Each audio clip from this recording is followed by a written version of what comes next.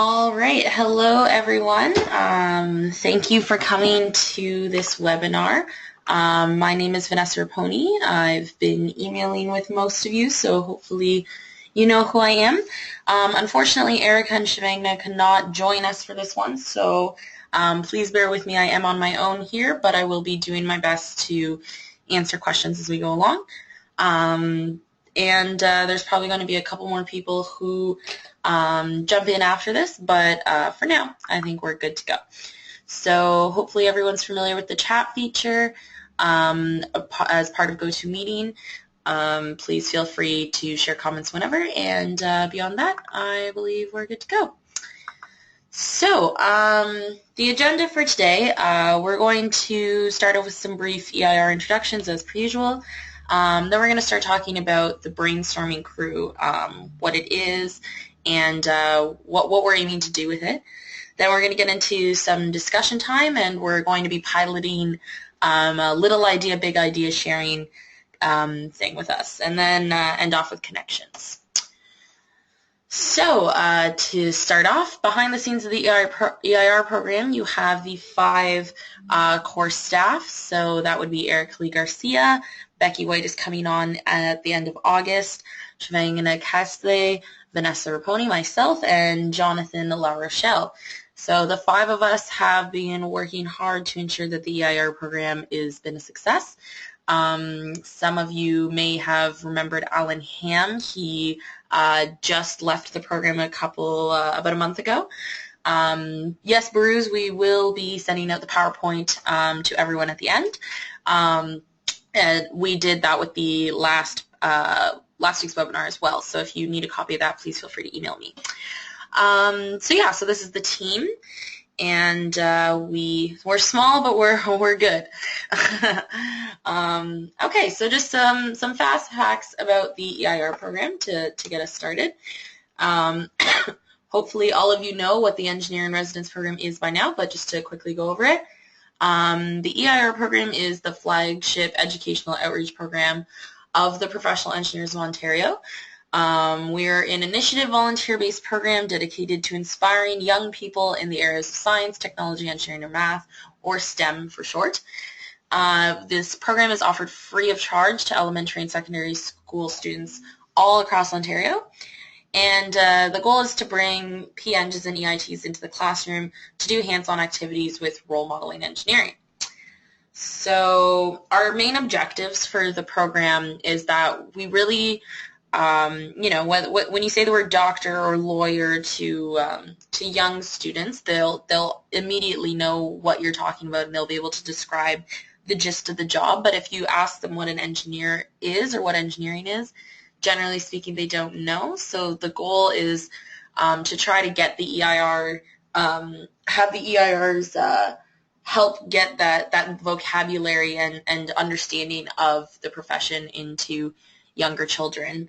We want to create positive collaborations and true teamwork between educators and engineers. There's been a bit of a gap with those two groups of people for a while now, and so that's always a goal, is to help bridge that gap. And we're hoping to remove barriers to participate, provide timely support and information, create a seamless customer experience for educators and EIRs.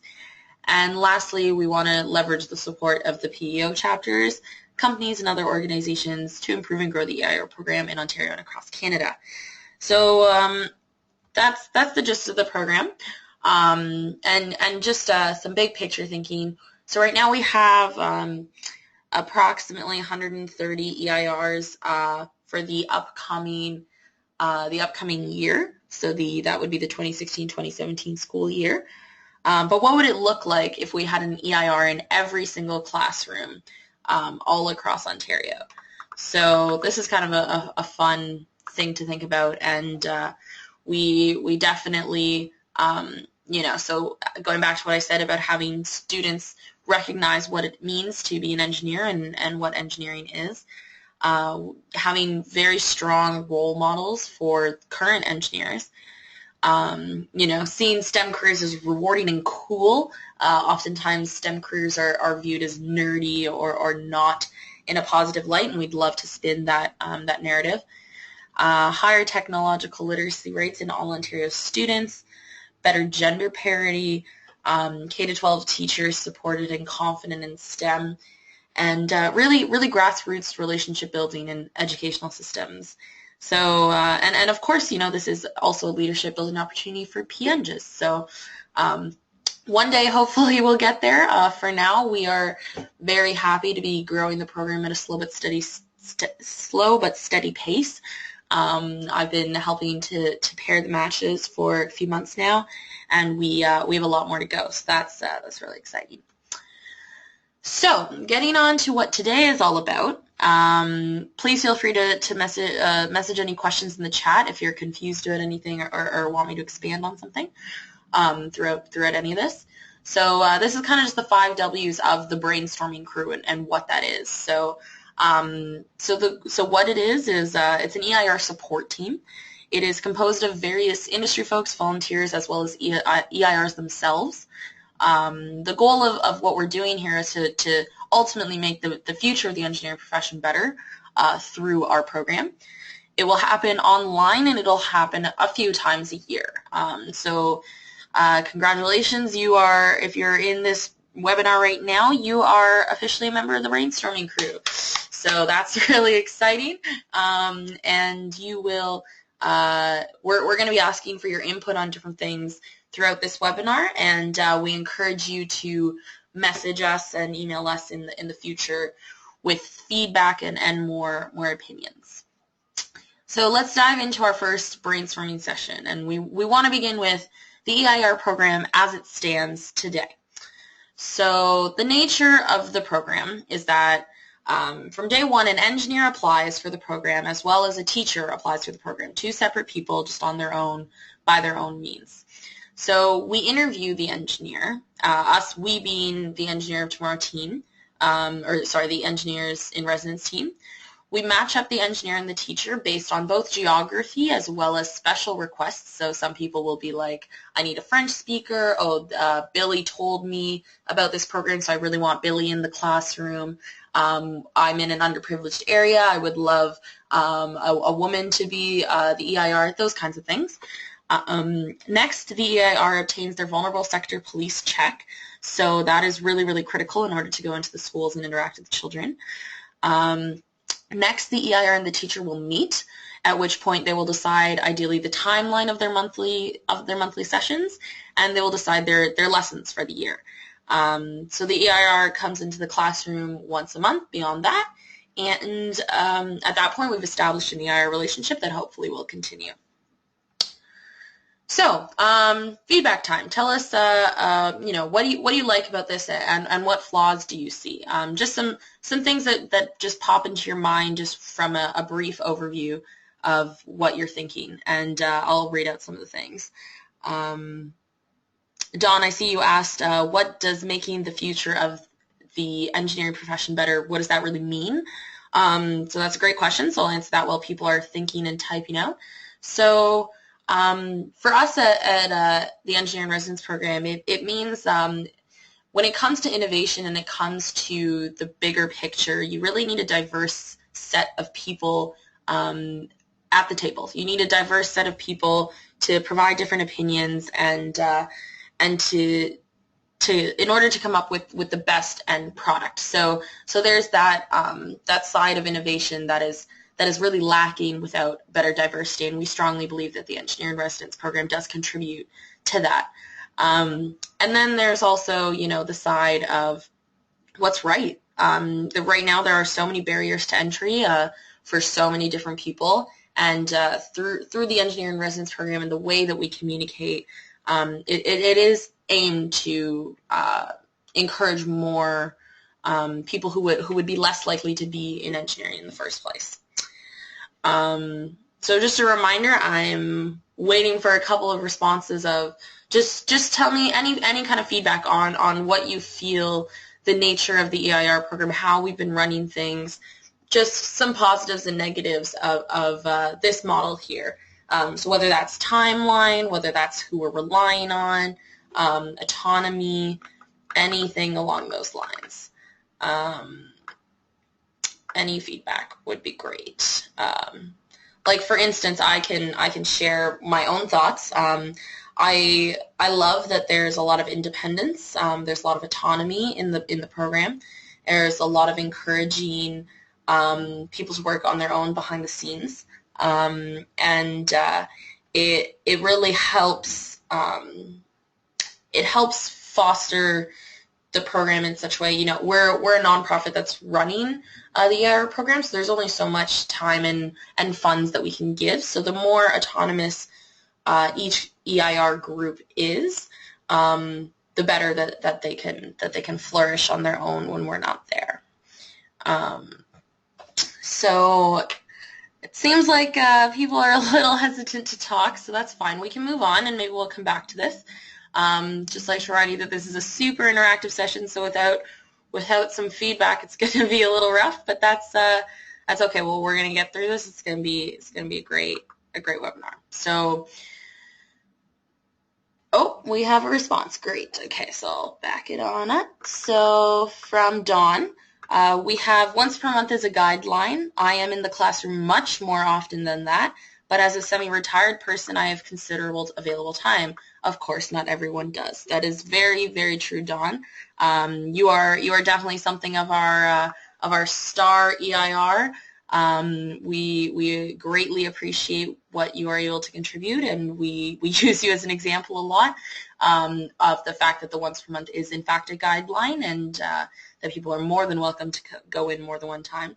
I definitely like that you highlighted the retired or semi-retired part, because I think that is a great, a very large contributor as to why you would be able to spend that kind of time on this program, and it's something that I remind a lot of our retired folks as well. John Loach says, I've met with the librarian at my school and have agreed to once a week. I'll have more questions after getting going. So that's great. Right now in the group we have very different set of people, some who are EIRs, some who are just part of the brainstorming crew, but the idea is of this is just to kind of get questions going and percolating before or after the fact. So thanks for that, John. All right, so just to get deeper into the EIR program, what does it look like to present engineering in a different light? And I wanted to walk you through an example. So if you were to go online to our website right now, EIR.ca, you would find our resources. So we have, as you can see here, there are different grades. All our activities are divided by different grades, and there's different subjects. You can search right directly in our database of different types of things. So say you come across Water for the World, one of our better activity recommendations. So maybe the way that some youth outreach programs for engineering or STEM would run would be that they would focus very strongly on the water filtration, the water cycle, very technical, scientific, but of course at a simple level, trying to communicate to children of how a water filtration system could be beneficial. However, when it comes to what we encourage with the EIR program is taking that one step further. An engineer is not just creating a water filtration system, but there's a whole other element to it. And so that's where this Water for the World example gets a little deeper. So we have with this program, there are different students will receive instructions in, as you can see as the example on the screen, some are in characters instead of letters, so you can't actually understand. So that's simulating language barriers. There are different amounts of money and different expenses given to people that represent quote unquote different countries. Excuse me. We start delving into poverty, pollution, and climate, and it's taking a technical topic and digging in a little deeper and showing how engineering is is more than just the technical scientific side. It's more than just math plus science equals engineering. There's a more holistic view of what engineers have to consider at the end of the day. So what do you, let's talk a little bit about this approach that we take and how we dive deeper. Tell me what you think about how we are tailoring this message that engineering goes beyond just science and math, whether you like it, whether you don't like it, what flaws you can see, any kind of feedback of what does it mean to you even to go in and to go into a classroom and try to pitch engineering as a profession in a broader light. What would that look like? So I'll give all of you a little while to think about that. Just as a reminder, there's obviously no wrong answer with this. It's just to get you all thinking. Don and John have spoken a little bit. Harry, I hear you. Yeah, Vanessa, I'm listening to this on my iPad using the GoToMeeting app, but I don't see where I can type in any contribution here. Oh, okay. Well, you can feel free to just speak if that's easier for you. Okay, good. That's what I'll do then. When I'll mute for now, and then I'll just speak if I have something to say. Okay, and that goes for all of you. If you don't have to just type in the chat box, you're welcome to unmute your microphone, and just give us some feedback on what you think. So we just went over this Water for the World example and how it takes a step further, a step beyond science and maths, and to try to show a more holistic view of what engineering is. And we're asking for your thoughts and your feedback on what you think is a good thing about this, and what you think is maybe a less good thing about this. So Harry, do you have anything you wanted to say? Well, yeah, I think it's a great idea, and probably something I'm ashamed to say I wouldn't have thought on my own. But I think kids want to do something good, and it's easier for them to see how it fits into society if you look at the holistic picture. I think that's probably the purpose of doing that, is to give them some indication of how they would be helping the world and the world we live in. Great. I wholly agree, and I think that and I don't think there's any shame in thinking that you might not have thought of it on your own. The idea of what we do is to provide different examples that you can try out. For instance, we have a bridge building activity. Bridge building is very common, but instead of only asking the students to construct the bridge and make sure the forces and the pressures are right, we go a step further and show them a map of the town or village that this bridge is being built in, and we ask them to decide where the bridge should be placed in the first place. So taking again a step further, going into how society is impacted by engineering technology, and really getting students more broadly aware of what engineering is. And Dawn, I see that you've asked where you can find this presentation on EIR.ca. I believe that this is actually I don't know if I took this one directly off the website, but I will speak to my colleagues and see if we can get it up there. It's definitely an Engineers Without Borders activity that I've seen before, but it's very much in line with the goal of the EIR program. John has said, I like the applications part of engineering, and perhaps young students don't see application as much as theory, and I think that is very true. Speaking as an engineering student right now in university, it's very, very theory-based, and they very rarely delve into the applications as much as they could. Baru says, if in the meanwhile we reach to this point, we need funding or money in this program to do something, would it be possible, or is there no fund or investment in this program? So is that, I'm assuming you're speaking about the EIR program in general. So the EIR program is actually funded by the Professional Engineers of Ontario, as well as TD sponsors us enough money to help pay for a co-op student, as well as some supplies such as notebooks and pens. And then the PEO sponsors, helps us with our reimbursement, it helps send our materials reimbursement. It helps with our co-op students. So we do currently have some money in the program, like quite a bit of money in the program, or at least enough to run the administration side of it. But there's always room for more, and we are constantly encouraging, any kind of additional sponsorship is always welcomed. So hopefully that answers everyone's questions. Thank you so much, everyone, for your feedback on this. And now I kind of want to get into sort of the wrap-up.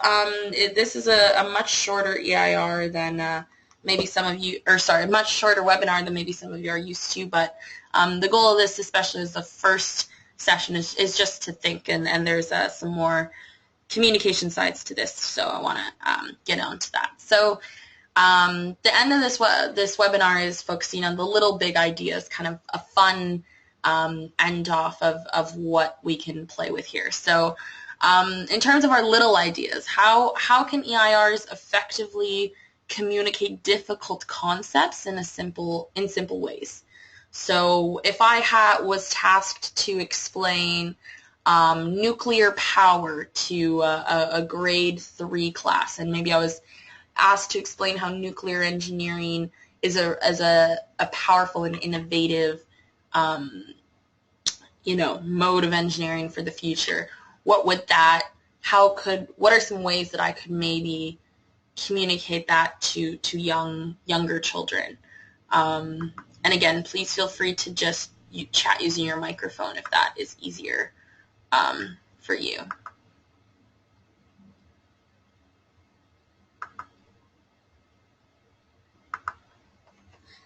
So we're playing around with the idea of explaining difficult concepts in a simple way.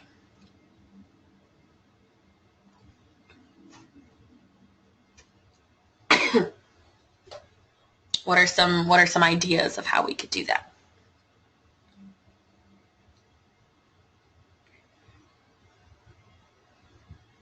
Yes? Vanessa, this is Don. I'd like to jump in. Yeah, for sure. I think communicating difficult concepts in simple ways is an important skill, not only when you're talking to children. And I think if you can communicate a difficult concept in a simple way, then you thoroughly understand that concept. Yes. I agree.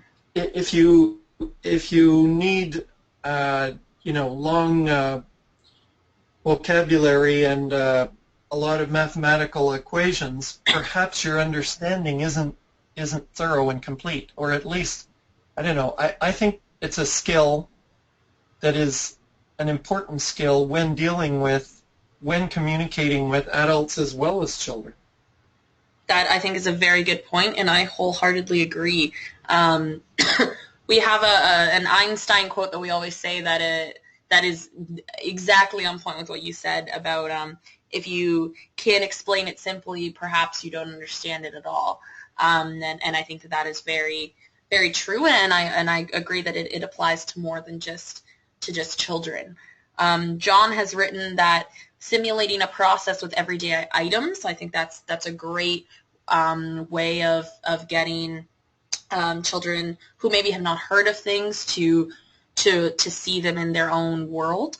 Baru says using some practical and appropriate animations or videos. I think media is very, very effective, especially with there's different types of learners, whether they're audio learners, visual learners. So if you have that kind of different stimuli to show to show different things. And I think it's a great point that there's a lot already out there. You don't always need to reinvent the wheel. You can do some research on a topic, and maybe you find a really great other service. Like, for instance, there's something called SciShow Kids, which is a YouTube channel that's they animate the scientific concepts, and it's specifically tailored to children. So maybe one of those kinds of videos would be helpful. And there's lots of different YouTube channels that are like that. So that was fantastic, everyone. Thank you so much for the little ideas. And now let's play with a bigger one. This is kind of a fun thing I thought we'd do, is playing around with what would the entire profession with gender parity, what would that look like? What would be the result of that? So when I say gender parity, I'm saying 50-50 men and women. Right now, in Canada, we're around 17% approximately, barely even there.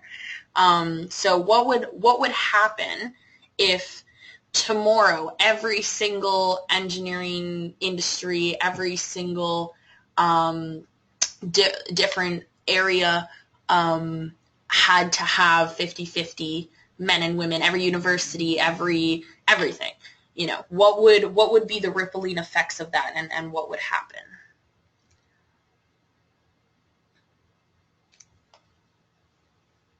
So again, feel free to jump in with your mic if that is easier.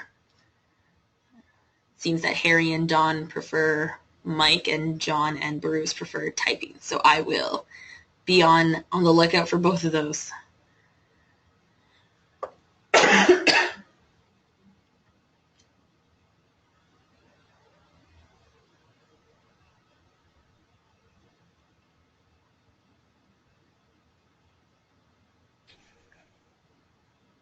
Vanessa, in my work, I think I work with a lot more non-engineers than I do engineers. Okay. I work a lot with geographers and geologists and geomatics professionals and managers and people like that. And in that world, I think we're not far off parity. That's great. So I may not be a good example because I don't work in an engineering organization. I don't meet that many engineers in work. Well, okay. Well, let's play with this then. So you go into lots and lots of classrooms and you deal with lots of children. Maybe you've experienced the concept that you've gone in and maybe there's children that feel like they couldn't really visualize themselves there, or they don't really know what that would look like for them. So maybe playing around with ideas, what would, if everywhere in the world there were 50-50, it was super normal for both men and women to pursue these careers, do you think you would see that in the classrooms you're going into? Do you think you would walk in and when you're talking to them they would kind of get it maybe quicker?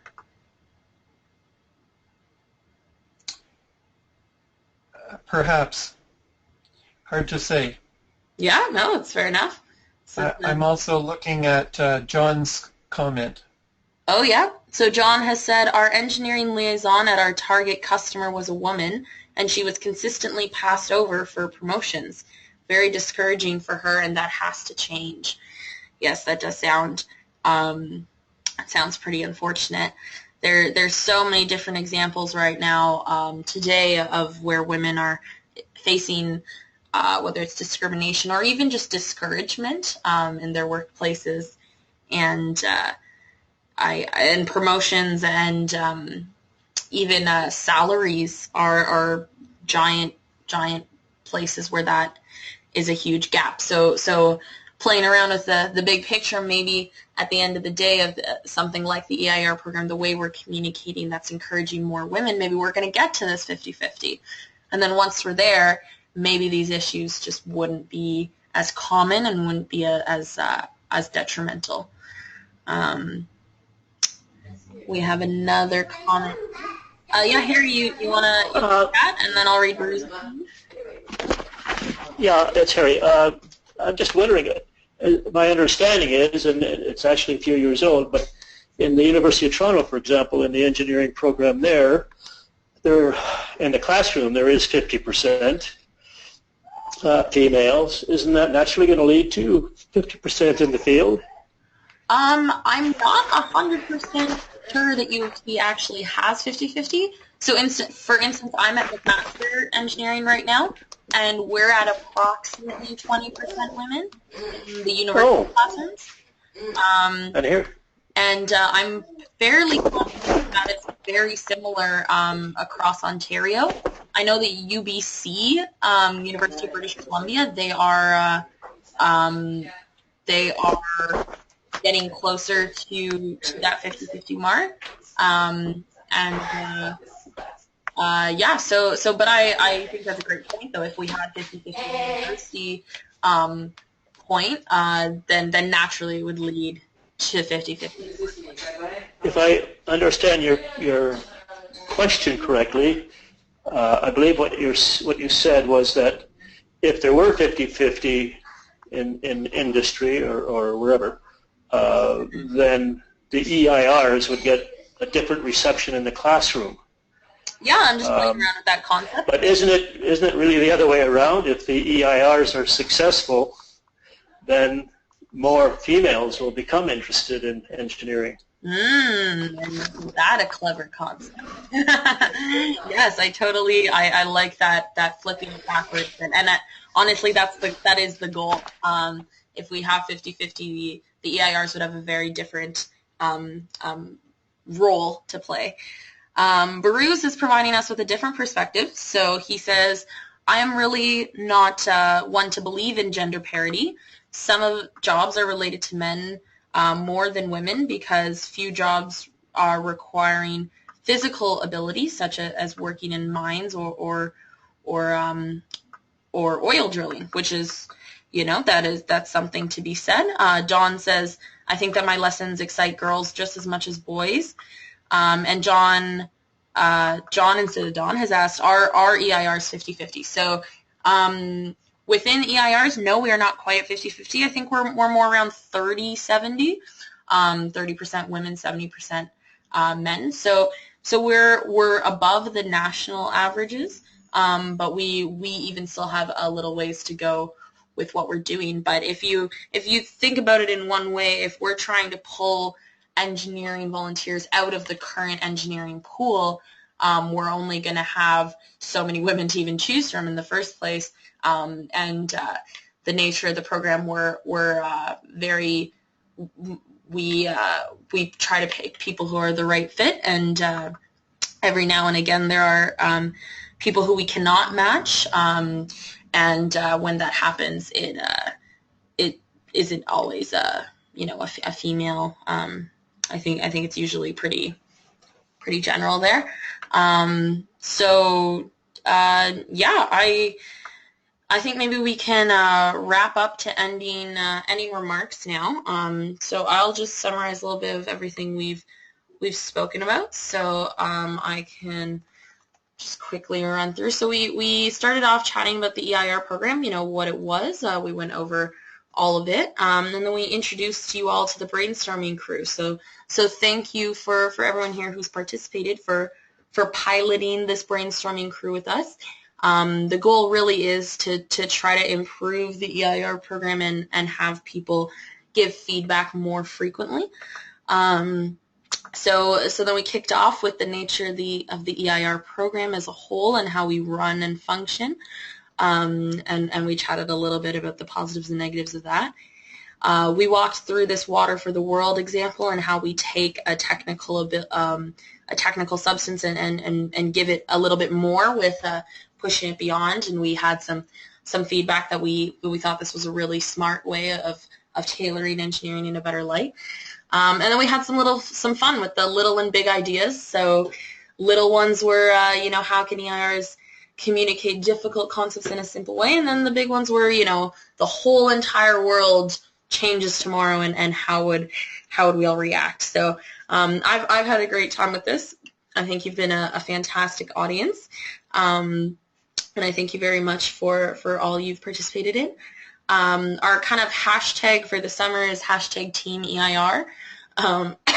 So we are on Facebook, Twitter, and LinkedIn.